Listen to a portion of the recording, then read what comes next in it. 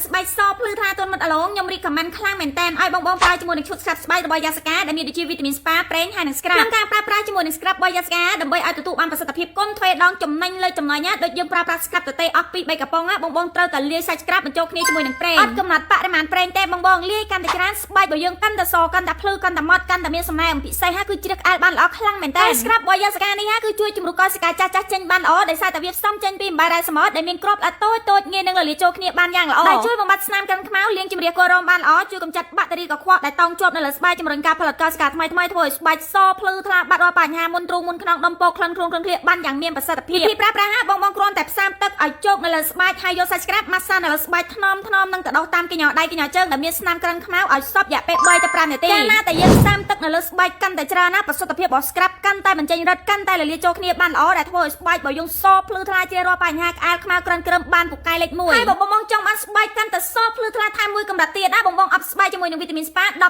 15នាទីបន្ថែមទៀតបងអត់ធ្វើការលាងទឹកចេញដោយសារតែវីតាមីនស្ប៉ាគឺជួយសំដំស្បែកបឺតជាតិពុលបានល្អជួយស្បែកសភ្លឺថ្លាទន់មាត់អាឡុងបែបមានសំណើមដូចយើងបានទៅបញ្ចូលវីតាមីនស្បែកអញ្ចឹងបង